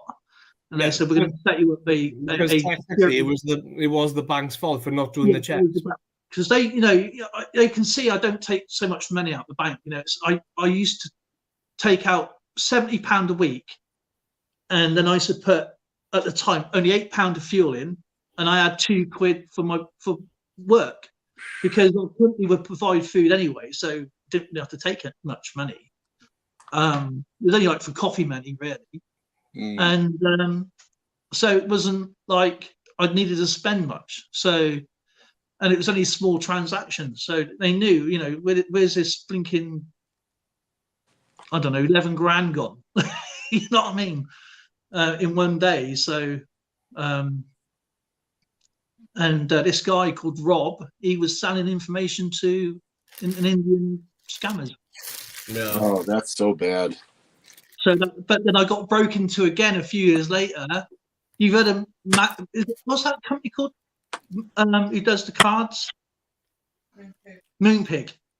Oh, moonpig.com. Yeah, and I bought some cards. I think I bought, was it Lauren's birthday or something? Like, I can't remember. I can't remember anyway. And then suddenly I was getting these like small 75p transactions, and it would be like one a month. Then it started to be like 3 a month, and I was thinking, where's it? And it wouldn't come up with something. It's like, oh, it's been authorized, and then it'd be like 7 times a month. Then it'd be like 12 times a day. And because they're small, the code wasn't coming up because there was only like 75p. It's like, and I said, look. So now it's literally these codes go down to .0. So if I was to send a penny, I have to get code. It's annoying, but it's a good thing at the same time. Mm-hmm. That's unbelievable. I mean, I forgot to put my new card in on PayPal today. Right. To pay Larry, to pay the coins. Because I said I'd pay it first thing in the morning. He goes, that's fine, and that's what I like. That's where the truth comes in, And I thought, oh great, I'm a new card. And oh my God, was that a nightmare trying to get my card linked to my bank, and then take the other one off, the old one, right? And then because it was, I said, you still need to get this approved. But I have approved it, I thought, okay, go back to the app, prove it, go to the email, get the code, put that in, get a text. Well, you have to wait. And what I didn't do was refresh PayPal. That's the only thing I did wrong. No. It says swipe down to refresh, and like that. Oh, it's worked. And every like going back to like what we were talking about, just like with like branches and stuff. It's like lots of people say, "Oh, all right, you've closed my branch down, this, that, and the other." They shut one NatWest branch in a town that's close to me, because they were getting about 9 customers a week. Right. And then when they shut the branch down, they were like, "Oh, but what are old people going to do to get their money and this, that, and the other?" It's like, well, like you can't keep a branch open and and bearing in mind, like branch staff, they might say that, for example, they get paid £20,000 a year as a salary. Right. Yeah. You need at least 2 branch staff in the branch at all times. Yeah. And then plus you need the extra branch staff to cover holidays and stuff. So you might have 3 or 4 members of staff working in a small bank because they have to like cover shifts and X, Y, and Z. Of course. So if you imagine, say all of those are on full-time hours and they're on £20,000 each a year, that's 80 grand a year just in wages without anything else, all just to please 9 people a week visiting the one branch. Not worth it. You can see why. You can see Yeah. why. And then obviously it's got overheads as well with the bricks and mortar to it. And then when you like you have a phone service then for lots of branches, when you ring up, like say for example, there's like you've got a 90-year-old woman that wants to send some birthday money to their grandchild, and say they only want to send £10. It costs the bank more than £10 to send a payment over the telephone. Holy crap. Because they have to pay. In the UK, we have something called the faster payment system, or it's also known as BACS transfers. So when you send that, you have to pay. Now the bank pays X amount to the owners of the system to send the payment. Plus, you have to pay the phone operator their wages. Plus, you're paying for the telephone line. So the bank might have to pay, say, like BT or whoever that provides the phone line for them. Yeah. Possibly like per call or something like that as well. I'm sorry, in this day and age, that absolutely knocks my socks off. That Overall, everything gets charged. I've worked for the bank now for 5.5 years, and when I was in training 5 years ago, we got told that it costs the bank £9 per transaction to send over the telephone. So even if you want to send like £5 to a friend, they're losing 4. Yeah, basically, and that's if the payment's being made over the telephone. So obviously, if you think about that, if that was 10 customers, that is like 40 quid instantly. For just 10 customers. And when people say bank, well, in the UK, banking for a personal account is free. In essence, because the way the bank makes the money is on interest rates, on loans and credit cards and mortgages and lots of things like that. But technically, to have a bank account is free. It's like Patrick shocked me the other day when he told me that you have to pay money to put it into a savings account. Oh yeah, it's not even worth putting money in the savings. There's a name for that, isn't there? Where they that's called rip-off. Yeah, but when the banks make some money through the interest rates of like loans, mortgages, car, whatever, home improvements, whatever, whatever the loans are. That's the way the system's flow rate. That's where their new money comes in. I can't remember the terminology of it now. It's like a flow rate coming in, and obviously as they're making, as I say, as you're losing money for the transaction, so that sort of covers the cost. But that's why there's not much money in the banking system for personal accounts. Well, technically, banks have to keep a certain amount of money in the banking system anyway, because they have to cover the deposits and everything and the money that's being sent out. So banks have to have a good surplus anyway, and that's what sometimes when banking systems get into trouble is if everyone went to the bank and wanted to withdraw all of their money, the banking systems would collapse because they need to have an X amount in them.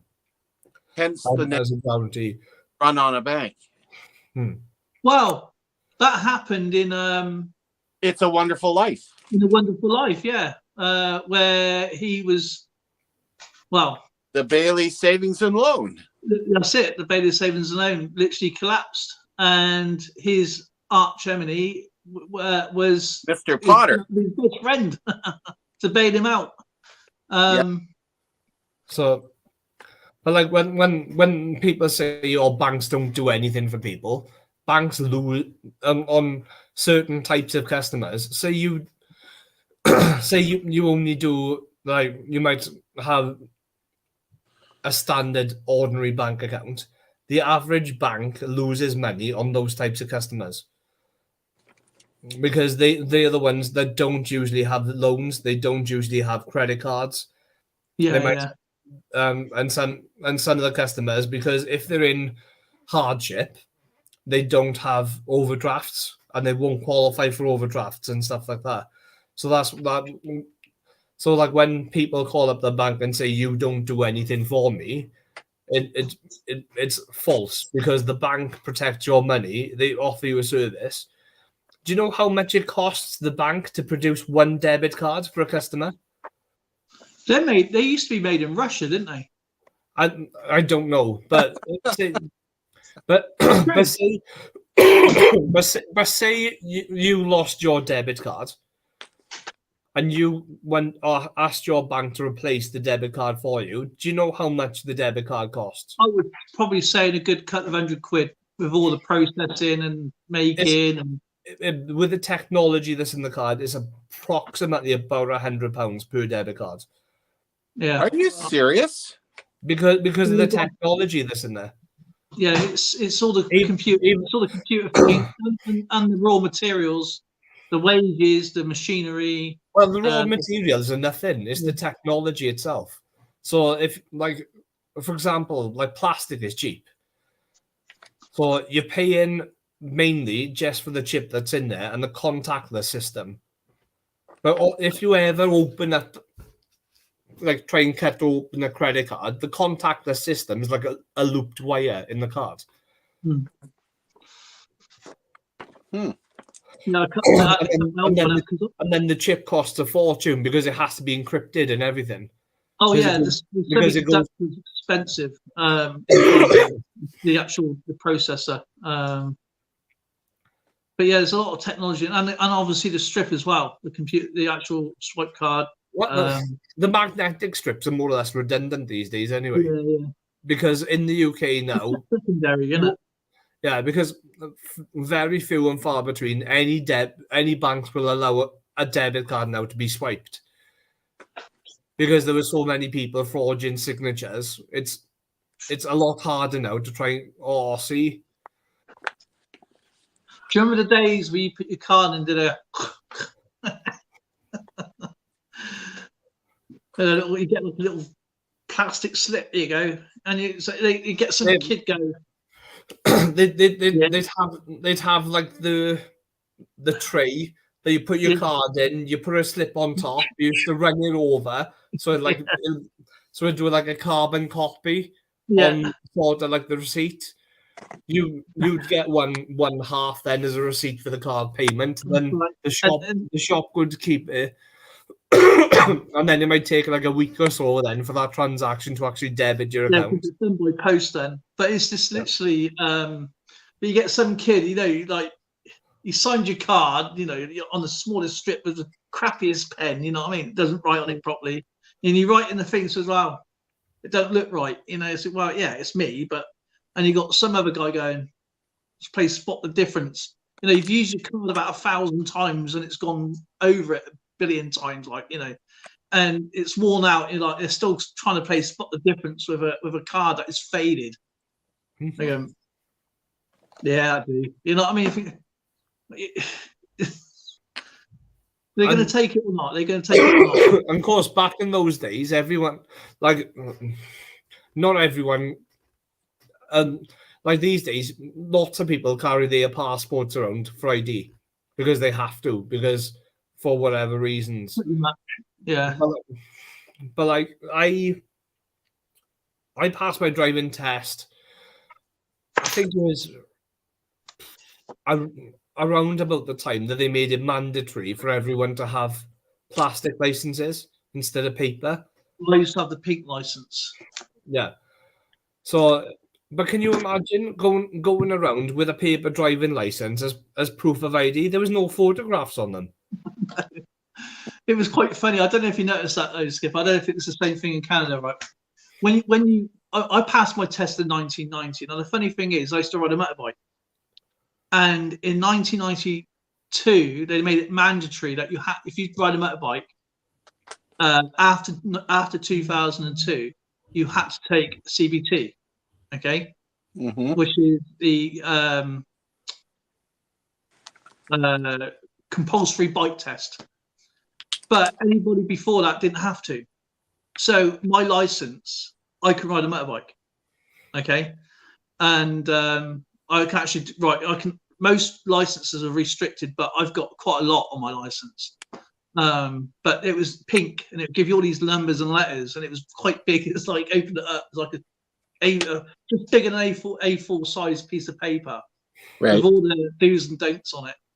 But as he says, there was no ID. It was just your license number, and that was it. But it was no photograph. And that'll be sent out a post. A little pink. Well, it's a pink license with a little hold it in a certain way and put it in a sleeve. And of course, when the plastic ones came in, it was so much better. But even when they introduced the plastic ones, you still have to have the paper to go with it. The paper side of it with it. Yeah, because when I first started learning to drive, they had the paper element with it as well. And I think it was about 2 or 3 years after. Then I passed my test, they discontinued it. So yeah, it was like you had to do all of that, and as well. And say you got stopped by the police and you didn't have the paper element for your driver's license, you'd have to go down to the police station and present yourself with the documents. Producer, yeah. Within like 7 days, or they'd book you.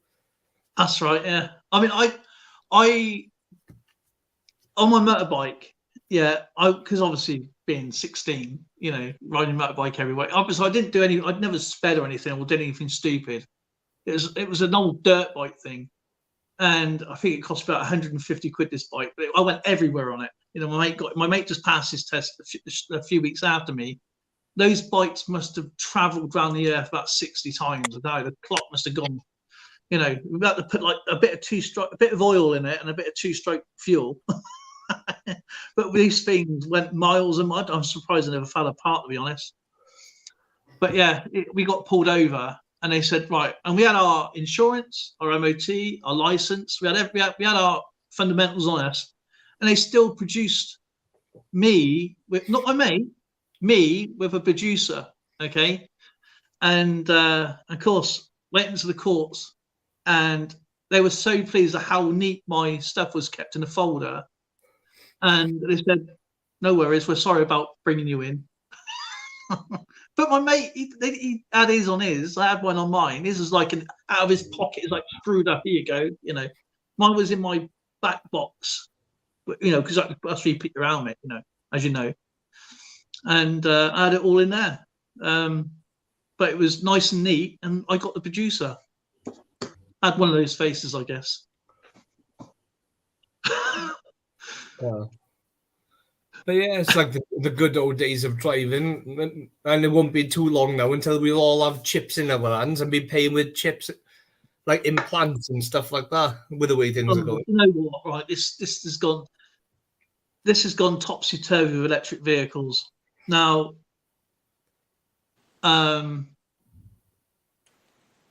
if there was no electric vehicles, the national grid, wouldn't suffer.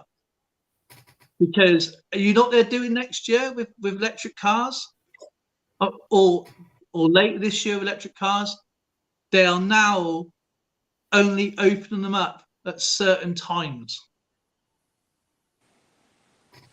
So if you get home or you haven't had a chance to top your car up, and you go up to a power point, I guess, and you go and plug your thing in, it would say, nope, not open yet until 6 o'clock in the morning.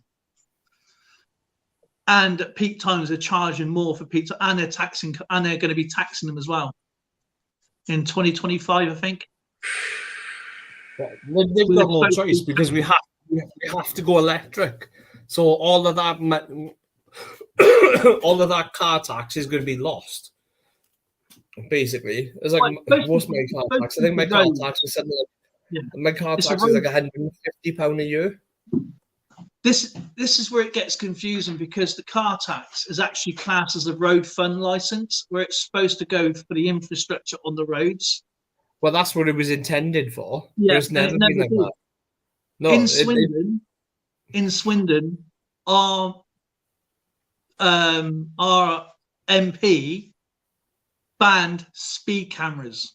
We do not have speed cameras or any cameras in Swindon because it wasn't going towards the to the roads to be repaired. That's what it was intended for. It went back towards the infrastructure. It didn't. It went to the company's profits, and they were voted out, and they're all been gone. You can see where they used to be. They've still got the orange poster, but they're gone. We got no cameras.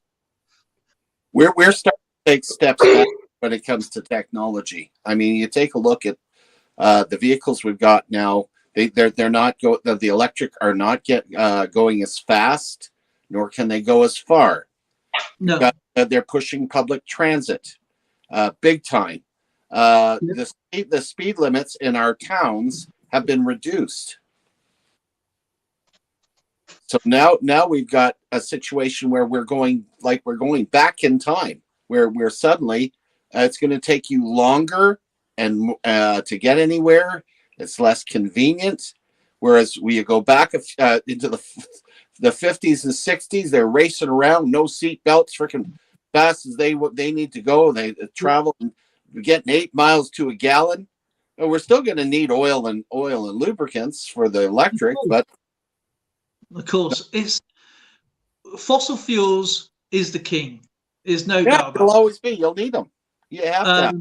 You need that for everything. For everything, factories need it to produce these bloody things. I am not. I mean, these electric cars are dangerous because lithium explodes in water, and for me, you're going to have a good business to get into. Okay, if you want to do it, is become a roadside assistance and have a battery charger in a gas-powered car and charge if they're stuck on the side of the road, you can just plug it in with a you know what I mean, with a generator and charge their car. You know what I mean? So if that's a business idea for you, go. Well, they're researching having the charging capability for cars in the roads, so your car will never have to officially be charged because as you drive, your car's going to be charging. So it's going to be. If we ever get to that point. You also remember that they've just come out with some scientists have come out with a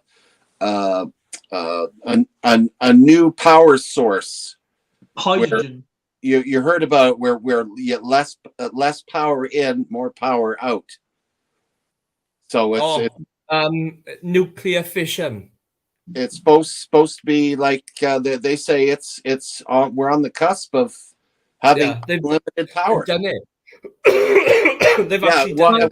And watch them bury it. They talked about it a couple of months ago. They've actually managed to do it, but on a small scale. They managed to produce enough energy, to the equivalent of the amount of energy that's in the Mars bar. Mm-hmm. So they've done it, but they're just trying to research now on how to do it on a mass scale. So the technology's coming down the line. We just have to wait. With what you just said. All right, sorry for cutting him. With what you just said, my brother in America, he and his company, they own a company that is producing power for houses, which is similar to nuclear fusion, as you said, compression. And so people have these boxes and it worked. Okay, they got the thing to work as an experimental phase. It lasted their first experiment lasted no longer than a second, but they prove it can work, and it powered a source. Obviously, I don't know the science behind it. My brother's a science nut. He's a very clever person, and that's what his company does. That's what his company is producing. He says time out here. Silver Tanny's in the house. No, I was about to say hello to Silver T. And I don't blame him, a pistol powered nutter. I mean, Happy New Year to you and your family as well, to Little T, to Tiny Tanny, and to Mrs. Tanny. And I'm glad you're okay. But yeah, I mean, it is going to be like a Scale Electrics track, you know what I mean, with all this infrastructure. But like anything, until you stop the corrosion, weather, the earth is always moving. You know what I mean? It's just going to be a nightmare. And as I said, my brother's company and whoever else he's got going with him are producing power in a way that it is sustainable. I mean, I don't obviously. He talks. When I spoke to him a few years ago, he spoke about it, and I kind of understood, but not really understood the maths behind it. He's just too. He talks like a robot. You know what I mean? It's like talking to a calculator. You know what I mean? There's lots of the science stuff that's coming down the line now. It's going to be good, but it's just getting there. And the problem is with lots of stuff, they don't input enough into the infrastructure that we need. For example, climate change. We knew 20 plus years ago about global warming, and all of a sudden now it's on the forefront more and more because like big companies were suppressing, like pumping money in just to suppress the information that was out there. So it's like now they're focusing on solar and wind and stuff, and solar power is gaining like each and every year, so the technology is advancing all the time. So it's it's going to be good when it happens, but who would have known that people had it right 100 years ago with the way that we're going? It's like you've got what they call zero waste shops. So you go in with a jar that you brought from home, fill it up with what you need, and then take it home and just pay for the contents. So, like, say you go in and like you fill your pastas in your own bag that you take to one of these shops. And I'd love to have this private chat with you because I believe in pollution. Okay. Oh, I don't have to believe. I know it's there. Yeah, it's I believe is pollution, but when it comes to climate change, right, in my own way, I think it's been so oversold, and then you get the hypocrites from Just Stop Oil and people like that. I just think it's a little too late. How they're funded by oil companies. And the problem is, big companies who cause damage fund a lot of stuff. Yeah. And they fund a lot of stuff.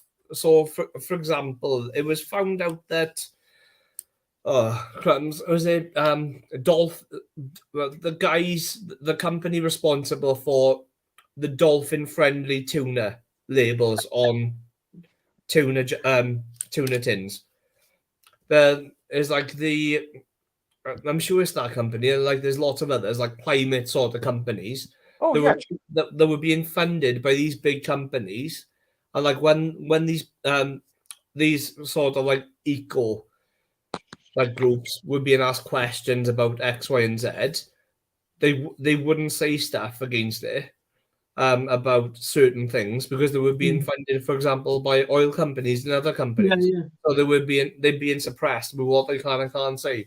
So there's technically not really these days any such thing as a free voice unless you're an individual like Greta Thunberg. for example. Have you seen what she does? Do you know how many times she does loads of good stuff. She talks a hell of a lot of sense. Who? Greta Thunberg.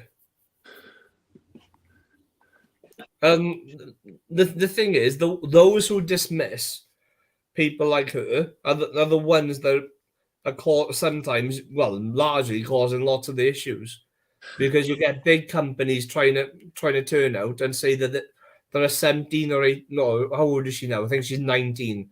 19. That a 19-year-old girl. What does she know? They literally, some of these big companies are releasing propaganda campaigns against the 19-year-old girl to try and silence her voice, so people still believe in half of the crap that they spew out.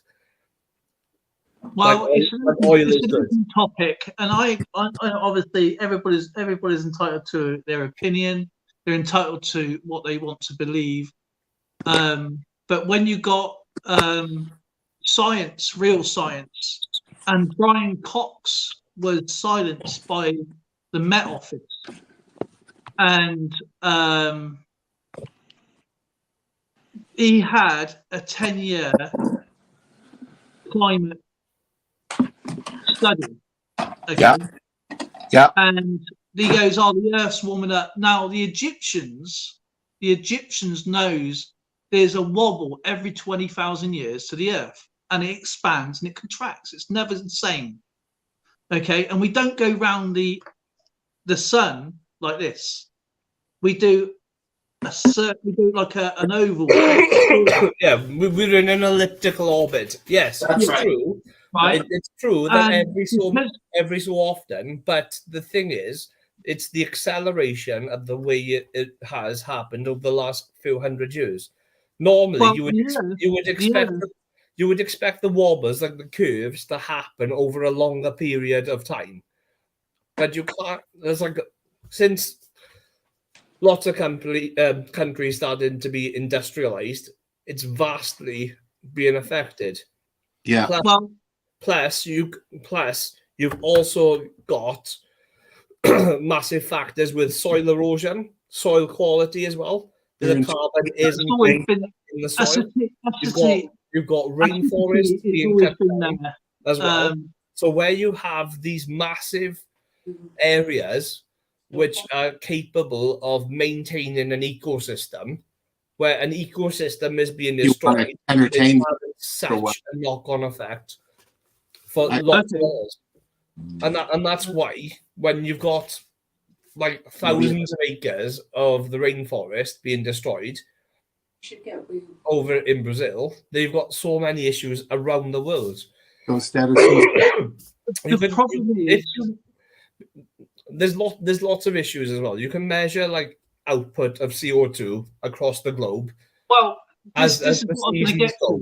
So obviously, when you've got the winter, there's less base CO2 being taken out of the air, because obviously the plants, like lots of plants, are sort of going into hibernation because like trees are deciduous. Environment, so they don't produce leaves and take it. A gold block. To create energy that way.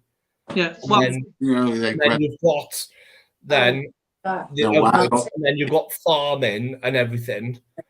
And on there, just ploughing the fields, so it's releasing more CO2 then from the soil into the atmosphere, and they can measure that, so they can see in the summer months when everything's in bloom, and there's more CO2 coming out of the atmosphere being used in energy, and there's lots of different. You can't just say like one thing is just causing climate change. It's so many other factors. I will guarantee you now, there's likely to be a ice age than global warming. There's the fact of the matter is, it's too little, too late. Yeah, the damage has been done, and the whole thing is what we're forgetting here is the worst ones for environmental issues are those countries that do not care, i.e., the worst ones. India's bad. The States used to be, until they lost all their industry. They've got virtually nothing left anymore. Yeah. I mean, you take a look. And those countries, especially, and I hate to use the word, but it's fact. Third world countries are some of the worst right now.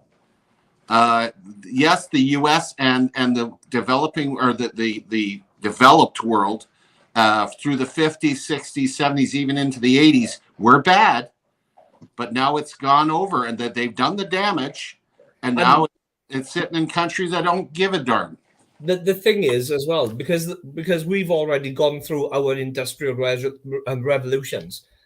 Countries like India and China are going through their industrial revolutions now, so everything's happening for them. So it's like, whereas we used to be like a far bigger contributor years ago, it's like now we are better. Now the technology, because all the money's within the UK, we can afford the technology. And this is why in like COP 22, or was it COP 21 last year, when they did it, when they did it, and I keep forgetting there's like 20, was it 27? I thought it was like by year or something. But when they had it, honestly, when they had it, like India and some of the bigger like producers of emissions were vetoing lots of different things, because they were like, it's all good and well for you to say, yes, we need to get emissions down. It's like, this is where we are. What are you going to do to help us? But the countries with the money weren't willing to give as much to those who are going through their industrial revolutions. So it's like, no, like, yes, they're saying they want to help other countries just to reduce emissions, but when you look at the fine print, they say, yes, we'll give you X amount over a period of time, but like the X amount over a period of time equals pennies. And a lot of those countries, States, Canada, etc., who would be willing, and Canada has put a lot of money into India and Pakistan, places like that, but the U.S. will not. And the reason why they will not is because the Indian Prime Minister, freaking, all he does is talk smack. He's always saying nasty things about, it's like biting the hand that feeds you. If you want help from a major power, you don't treat them like crap. You have to talk to them with a little bit of dignity and a little bit of respect if you want to get a handout. And that's what they're looking for, because a lot of cases these countries do not have the money to pay them back. It's a handout. Yeah. And which is why we've all got different views on this topic. And I, for one, got a completely different view with what Taffy says. It's on the same sort of lines. We have to take care of our home planet. We've only got one planet. Yep. But then if you take the history with World War I, World War II, no one cared about the planet. They're making bullets, bombs, clothing, ammunition, food, whatever. They were all coal-powered, industrialized working machines.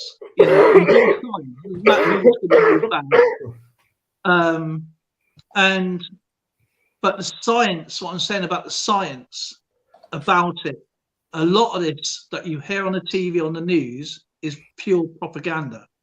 Like today, this is the Earth has got, it was a 10-degree increase in the Earth. That's over a year. That's not science. We're having a way above average temperatures to normal at the moment. There's parts of like Europe where they have ski resorts where there's hardly any snow. Yeah, but that's just down to human use.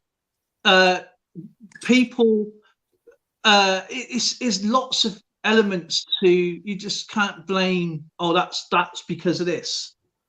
Okay, you have to take the nature of Mother Earth, so to speak. Okay, now the Egyptians knew this, and don't forget, the Nile was flourishing with farms, not sand. Okay, At one time, yeah. Right. And it happens all around the world. There's always a shift. Don't forget, we got tectonic plates. There's a shift, and the Earth moves 2 centimeters to 6 centimeters a year northwards. So, because the Egyptians knew this, the Romans knew this, and this is going back too far. And so did people. And don't forget, there was one continent called Pangaea, and that broke apart. So God knows what that was like when people was around then. There's so many factors in place, and don't forget, the Earth is not one thing; it changes all the time. And when you want safe energy, the only energy at the moment which is safe and clean is nuclear fusion or power. Okay, because it's run by water, it's powered by steam, and it generates, obviously with uranium, it generates a long life power grid for everybody. Mm-hmm. And then you haven't got, I don't believe in fracking. I think that's a bit dangerous. Fracking, not so sure, shale gas, I'm not really too sure about that. I wouldn't trust it personally. But the Earth would always be the Earth. It will always be sustainable itself. It's got a way of fixing itself. When America and USSR fired nuclear missiles in the atmosphere, it created so much havoc, but the Earth repaired itself. Now there's a treaty that they can't explode nuclear missiles in space. Yeah, I can't remember what it's called. I got to jump in. I know this is history as well. It's not much fun. It's sad to hear. I got to go because I am being sent on a mission. Okay, well, I'm going to end the stream anyway because obviously it's just going to go 2 hours. And that was fun. I love talking things, real things. It's nice to hear people, but I think sometimes propaganda is a bad thing. Oh, it's huge, huge. And when you get sold, because nothing against anybody, and I don't judge anybody, but Greta has been caught doing things that she shouldn't have been doing, that she's criticized for. I'm not saying that she's a bad person. I can't agree with Kyle on this one because Greta is hated where I live. Absolutely hated because she is just an eco nerd that has no clue what I'm talking the opinions around me here because I live right in the heart of Canada's largest oil patch, and she is absolutely hated here. So, but I've seen what she talks about, and she has valid concerns. Yeah, she has valid concerns. I get that. I do understand it. But when it comes to, I mean, she lives the high life. You don't understand. She lives in a lovely house. She's got a lovely car. She flies in jets that burn fuel. Yeah, she flies all over the world. She doesn't know. I know nowadays she does travel via like trains and other methods. She avoids like flying or like high polluting like transport. So she does like do so much and stuff. It's like, but lots of the things that go against her is because she's 19. Lots of people think, well, what life experience does she know, or what does she know? So, but it's like I guess it swings around. I agree with. I couldn't agree with everything. She's so protected. I mean, I understand. She's been brought up in this since she was like 7, 8 years old, and you've got to feel sorry for her because she hasn't had a proper life. She hasn't had a childhood. She sure has enthusiasm, though. But anyway, we'll talk about this another time. Yeah, you didn't do your pay it forward. I'll let you worry about it. I'm gone. Talk to you later. Okay, I'll do it on Monday. I'll do it on Monday. Okay. All right. And thank you for joining us, everybody. Everybody have a safe weekend. And Kyle, always a pleasure, brother. Take care. And look after yourself, everyone. Thank you for joining. EAC, Silver T, Neil, everybody. have a great weekend, guys, and much love and respect to all of you, and have a great weekend.